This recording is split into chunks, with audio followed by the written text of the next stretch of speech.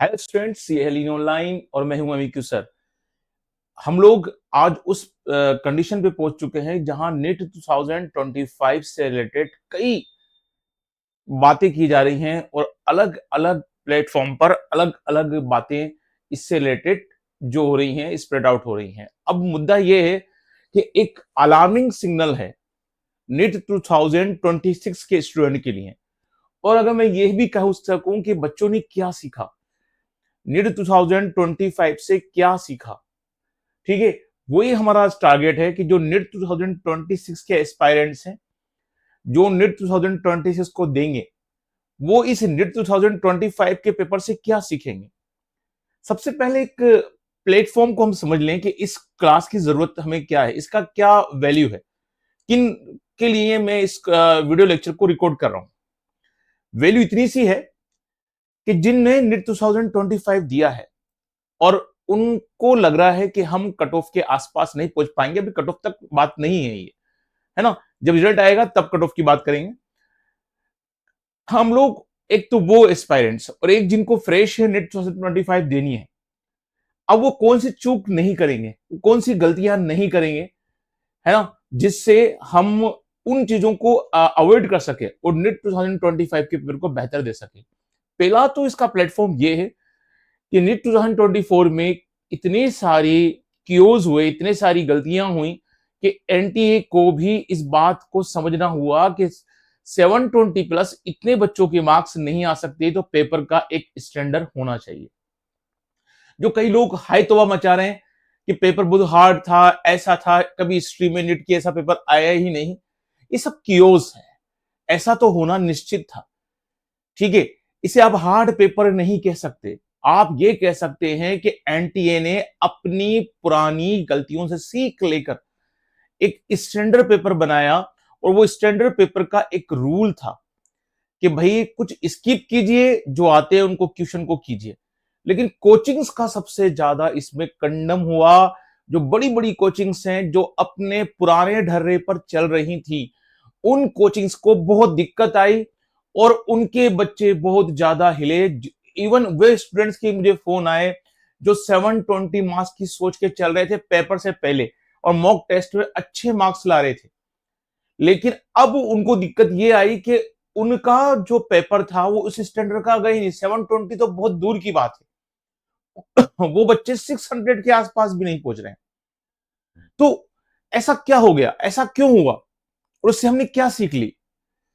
तो सीधी सी बात है, एनटीओ को एक स्टैंडर्ड पेपर बनाना था और कट ऑफ 700 के आसपास, क्या उसको दिखाना भी नहीं था कि 720 प्लस वाला कोई स्टूडेंट है। हो सकता है कि इस बार में 720 प्लस वाला एक भी स्टूडेंट ना मिले, लेकिन ये बात फ्यूचर की है और अभी बोलना इसमें गलती होगी, है ना, इसलिए मैं उस पर नहीं आ रहा हूं। अब अपन स्टार्ट करते हैं कि नेट 2025 से हमने क्या सीखा और क्या अलार्मिंग सिग्नल है नेट 2026 के स्टूडेंट्स के लिए, और उन की पॉइंट्स को डिस्कस करते हैं। सबसे पहला पॉइंट, ये सबसे पुराना और सबसे आसान और सबसे ज्यादा बच्चों के दिमाग में जाने वाला पॉइंट है।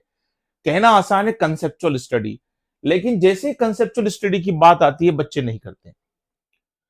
वो ज्यादातर वो इस बात को सोच के चलते हैं कि हमारे 3 पोर्शन हैं और बायोलॉजी जो है उसमें जितना ज्यादा हो सके आरएमआर कर लो, रट्टा मारो रट्टा कर लो, है ना, डायग्राम देख लो, काम चल जाएगा। ये बहुत पुरानी बात है, ये गलत सोच है, घटिया सोच है ना।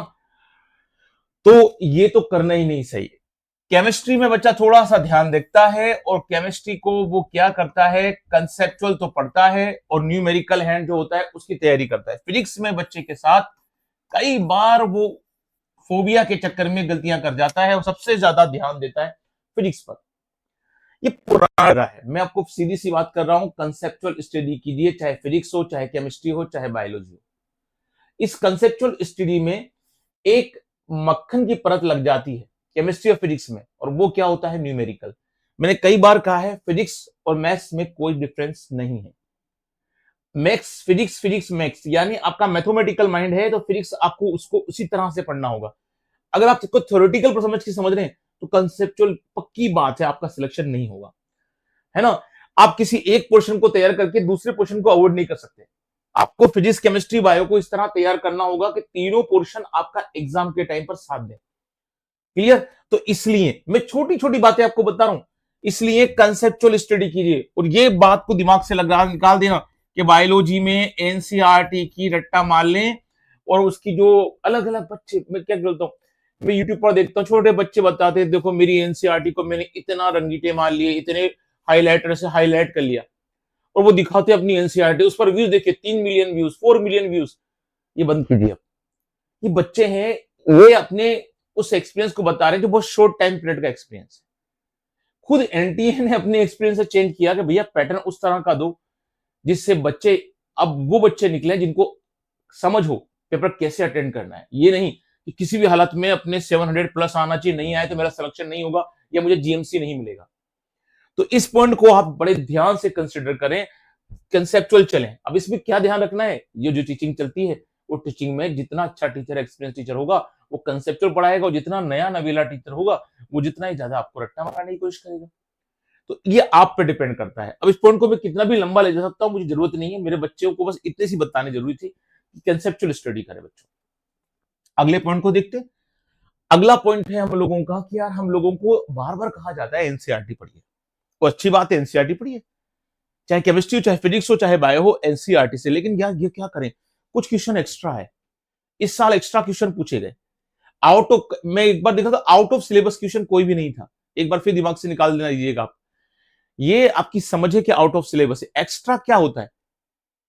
एक्स्ट्रा मैटर का मीन्स ये होता है कि आप किसी टॉपिक को देखते हैं तो उस टॉपिक के अंदर आपकी जो क्वेश्चन करने की कैपेबिलिटी है, या एमसीक्यू सोल्व कर रहे हैं आप लोग, तो एमसीक्यू के अंदर आप डीप जाइए, कंसेप्चुअल बनाइए उस टॉपिक को, और एनसीईआरटी के साथ उस टॉपिक को समझ लीजिए। जो मैंने आपको पहला पॉइंट किया था कि जब आप एनसीईआरटी की स्टडी कर रहे हैं बायो में या केमिस्ट्री में या फिजिक्स में, तो उस टॉपिक की जो डेप्थ है, जो समझ है, वो समझिए।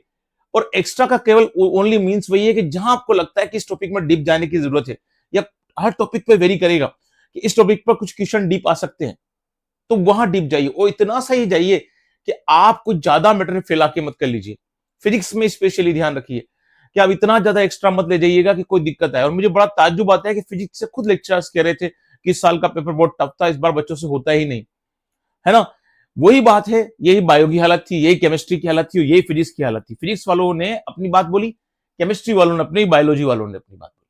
लेकिन मैं आपसे फिर बोल रहा हूं, एनसीईआरटी पूरी तरह से पैक कीजिए, और एनसीईआरटी में कुछ स्पेशल पॉइंट्स होते हैं और उसके पीछे उसका एक डिस्क्रिप्शन पॉइंट होता है जहां समरी होती है, उसको भी ध्यान से पढ़िए। बायो में तो इवन ये हो गया था कि रामदेव मिश्रा से क्वेश्चन आ गया था, जो चैप्टर चालू होने के बाद, इकोलॉजी वाला चैप्टर चालू होने से पहले एक वो पूरी पिक्चर दे रखी थी उनकी, और डिस्क्रिप्शन दे रखा था, वहां पहली लाइन थी कि रामदेव मिश्रा जो होते हैं, है ना, वो इकोलॉजी से रिलेटेड इंडियन साइंटिस्ट थे। तो वहीं से क्वेश्चन बन गया था। बच्चे उसको कंसिडर नहीं करते हैं, वो सोचते हैं पहले चैप्टर खोला और वहीं से स्टडी चालू कर दीजिए। एक्स्ट्रा आपको डिसाइड करना है, ये किसी भी टॉपिक से आ सकता है, ये टॉपिक बाय टॉपिक वेरी भी करता है। थोड़ी सी एनसीईआरटी, थोड़ी सी एक्स्ट्रा स्ट्रेटेजी कीजिए, ये नीट 2026 के एस्पायरेंट्स को ध्यान देना होगा। अगला पॉइंट है, इसका हमको स्पेशली ध्यान रखना है, और वो पॉइंट क्या है? Avoid coaching sheets. मैं देखो नाम नहीं लेना चाहता, वरना कोई सा भी कोचिंग वाला कहीं से भी मेरे पर कोई भी बात कर देगा, इसलिए मुझे उस चीज से रिलेटेड ही नहीं है। कोचिंग शीट्स में इतना बकवास मैटर होता है कई कोचिंग्स में, जिसमें एक्स्ट्रा के नाम पर बिल्कुल फैला देते हैं। मैंने आपसे कई बार कहा है कि मैंने कई कोचिंग्स में कई शीट्स तो हम नहीं बनाई, मेरे फ्रेंड्स के साथ, जो मेरी फैकल्टीज फ्रेंड हैं उनके साथ मैंने बनाई, और उनमें से कई कोचिंग की शीट्स ऐसी जो एक्स्ट्रा हैं, ओनली बहका रही हैं, आपका मिस डायरेक्ट कर रही हैं, मिस गाइड कर रही हैं, आपको टॉपिक पे से हटा रही हैं। तो बड़ी बड़ी कोचिंग्स की शीट्स में गड़बड़ी यह है कि उन्होंने एक्स्ट्रा के नाम पर ऐसा मैटर दे रखा है जो कभी रिलेट करता ही नहीं है, कभी आता ही नहीं है। अभी तक तो हो रहा था कि नेट 2024 तक पेपर इजी आ रहे थे और पेपर में ज्यादा घुमा नहीं जा रहे थे। अब शीट्स कैसे आ रहे, क्वेश्चंस कैसे आ रहे, 25 से लेसन मिल गया बच्चों को कि भैया अब आपको स्टडी जो करनी है ना, वो ढंग से करनी है। और कोचिंग की शीट्स देखिए, जितनी भी बड़ी बड़ी कोचिंग्स हैं उनमें से एक कोचिंग की शीट इतनी बहकाती है मॉड्यूल्स के नाम पर कि अजीब से वो मैटर को ले जाती है। कम से कम बायोलॉजी और केमिस्ट्री में, तो फिजिक्स को मैं इतना देखता नहीं है तो मुझे उसकी बात नहीं करनी है, लेकिन बायोलॉजी और केमिस्ट्री में तो मैटर को हवा हवाई कर देती है। उससे रिलेटेड क्वेश्चंस बच्चे कभी भी उससे फायदा मिल नहीं सकता। तो इसको अवॉइड कीजिए। हर कोचिंग की शीट खराब है, मैं ऐसा नहीं बोल रहा हूं। कुछ कोचिंग की शीट्स केमिस्ट्री में अच्छी है, कुछ की बायो में अच्छी है, कुछ की फिजिक्स में अच्छी है। अब ये डिसीजन आपको लेना पड़ेगा कि आपको किन कोचिंग की शीट्स को अवॉइड करनी है। मैं यूट्यूब पर ऑनलाइन आपसे ये नहीं बोल सकता, है ना, वो गलत हो जाएगा, तो वो मैं बोल नहीं सकता आपसे। तो इसलिए मैं आपसे बोल रहा हूं कि एक लेवल तक इन कोचिंग की शीट्स को अवॉइड कीजिए। जहां फालतू का मैटर है, जो कभी भी टच नहीं किया जा सकता, उनको अवॉइड कीजिए। और उनको उनको देखो, होता क्या है, 2 साल की कोचिंग, 1 साल की कोचिंग होती है, उन फैकल्टीज की मजबूरी होती है कि वो आपको एक्स्ट्रा से एक्स्ट्रा पढ़ाए जाए, वरना कोर्स जल्दी हो जाएगा। इतना लंबा कोर्स तो अभी वैसे नहीं है, बेसिक एनटीए ने काफी कोर्स को कम कर रखा है।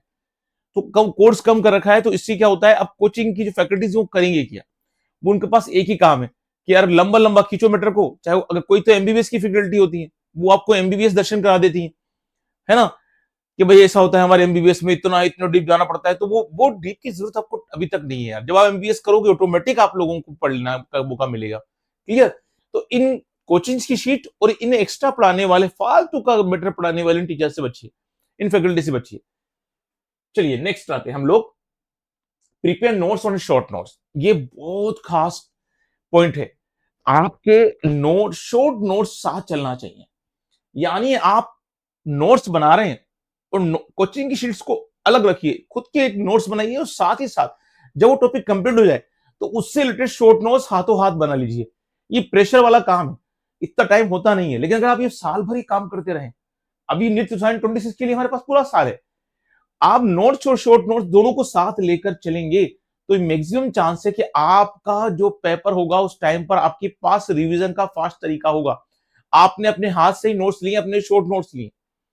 अपन जानते हैं जब हम कोटा जाते हैं तो चौराहे पर कहीं पर जहां पर रजिस्टर मिल जाते हैं, जहां बच्चों के नोट्स मिल जाते हैं, आपको मालूम है ना, सब बच्चे हम लोग जानते हैं वहां से ले लेते हैं। लेकिन वो नोट्स किसी और के हैं यार, उसने अपनी समझ के हिसाब से बनाए। जो हम पढ़ रहे हैं अपनी समझ के हिसाब से बनाएंगे, अपने हैंडमेड नोट्स होना चाहिए। कई लोग बोलते हैं, ये बच्चियां जो होती हैं, जो यूट्यूब पर पढ़ाने की बात करती हैं, है ना, ये क्या करती हैं, फ्लैश कार्ड ले लो, वो ले लो, ये ले लो। यार देखो, फालतू बातें, अपने नोट्स होना चाहिए, अपने शॉर्ट नोट्स होना चाहिए। ये ज्यादा आपके लिए बेनिफिट करेंगे। लंबा तो मैं ले नहीं चाहता, क्योंकि इसको बहुत लंबा लेक्चर हो जाएगा, इसलिए छोटी छोटी बातें करके आपको समझा समझा कर मैं आगे बढ़ रहा हूँ। इस चीज को पर ध्यान दीजिएगा। अगला की पॉइंट है हम लोगों का, जो हमको ध्यान देना है,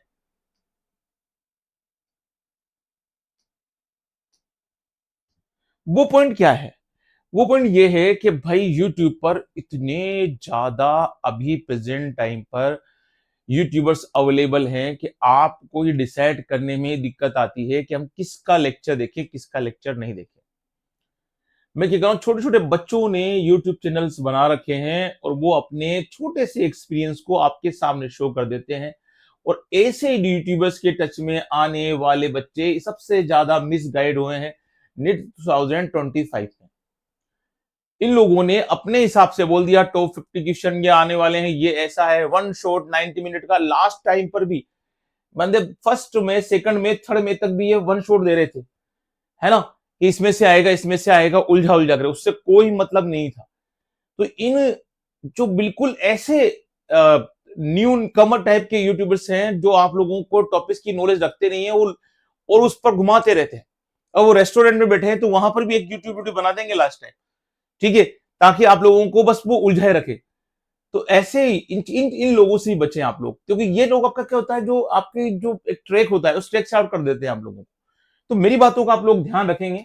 एक बार मैं फास्ट फास्ट आपको बता दूं, इसलिए मैंने आपसे कहा है कि एक्सपीरियंस ऑनलाइन प्लेटफॉर्म पर आप लोग जुड़े, है ना। जो एक्सपीरियंस ऑनलाइन प्लेटफॉर्म है यही आपको सही नॉलेज देगा, वरना ये नए नए जो यूट्यूबर्स हैं, जो नए नए तरह के आप लोगों के टीचर्स हैं, ये आपका भला नहीं कर सकते। और अब जो नीट 2025 का जो पेपर आया है ना, उसके पेपर को देखकर तो मालूम पड़ता है कि कोई एक्सपीरियंस फैकल्टी ही और एक अच्छा आपको जो फैकल्टी है वही सही नॉलेज दे सकता है। मैं खुद देखता हूं कि मेरे कुछ वीडियोस में 100 व्यूज, 200 व्यू, 300 व्यू में वो दैंड हो जाता है ना, कुछ में 1000, कुछ में 20,000 भी आते हैं। लेकिन इन बच्चों के जो होते हैं चैनल्स पे, एक एक मिनट में, दो दो मिनट में, या पूरा उसमें 50,000 व्यू और 1 मिलियन ऐसे, वो क्यों होता है? वो जो नए बच्चे होते हैं वो समझ नहीं पाते, वो इसको, वो रील्स की तरह, वो इसको भी सोचते हैं कि पढ़ाई भी रील्स की तरह है और कर लो इसको स्टडी को। तो मैं आपको देखो, ये चीज आपके ऊपर डिपेंड करती है कि आप एक्सपीरियंस फैकल्टी के साथ जुड़ेंगे तो आपका पेपर अच्छा जाने के चांसेस रहेंगे जब भी पेपर घूमेगा, क्योंकि अब तो एक मैसेज बन चुका है नीट 2025 में, एनटीए ने दे दिया है कि भैया आप अगर ढंग से पढ़ेंगे, ढंग से स्टडी करेंगे तो आपका सिलेक्शन होगा, वरना आप बार बार ऐसे ही रोते रहिए पेपर हार्ड आया, पेपर हार्ड आया। और ये कोचिंग्स का डर रहा, तो आप देखिए इस बार पूरा का पूरा खत्म हो चुका है ना। इन लोगों का जो पढ़ाने का तरीका है, वो जो तरीका था वो सब डर रहा, एकदम कोने में आ चुका है। अब ये खुद हेडेक में है कि हम कैसा पढ़ाएं ताकि जो बच्चे नीट 2026 के बच्चे एस्पायरेंट्स हैं उनका अच्छा हो, है ना। तो इसलिए आप एक्सपीरियंस फैकल्टी के साथ जुड़े और ऐसे प्लेटफॉर्म से बचें जो क्या है, जो हम लोगों का फायदा नहीं कर सकता है। तो मैंने आपको जो इतनी बातें बतलाई हैं नीट 2026 के लिए, वो ध्यान रखें, है ना। अपने शॉर्ट नोट्स और खुद के जो लॉन्ग नोट्स हैं उनसे बनाएं, एनसीईआरटी के साथ एक्स्ट्रा पर ध्यान दें, कंसेप्चुअल स्टडी करें और एक्सपीरियंस फैकल्टी के साथ जुड़े, ना कि ऐसी फैकल्टीज के साथ जो आप लोगों का टाइम पास कर सकती हैं। और बाद में आप जब एग्जाम देंगे उसके बाद आप कट ऑफ कितनी सोचते रहिए। अभी कई बच्चे सोच रहे हैं कि मेरे इतने मार्क्स आ रहे, मेरा सिलेक्शन होगा नहीं, मेरे इतने मार्क्स आ रहे, मेरा सिलेक्शन होगा नहीं होगा। तो इस चीज से बचे आप कि आप ऐसी फैकल्टी के साथ ना जुड़े जो आपको फायदा नहीं कर सकती है, जो एक्सपीरियंस नहीं है। और इस बार का पैटर्न इन पॉइंट्स को लेकर स्टडी कीजिए। मैं बार बार आपको लगातार क्लासेस में बताता ही रहूंगा कि आपको किन चीजों को बचना है और किन चीजों को अपनाना है अपने नीट 2026 की तैयारी के लिए। तो होपफुली इस लेक्चर से आप कुछ चीजों को कंसिडर किए होंगे। फिर भी अगर कोई पॉइंट ऐसा लगता है कि नहीं सर इस चीज पर हम लोगों को कुछ बोलना है, तो आप मुझे कमेंट बॉक्स में बोल सकते हैं। होपफुली मैं पूरी कोशिश करूंगा कि आपको उसका आंसर दूं, है ना। कल मिलते हैं नेक्स्ट क्लास में। Bye bye.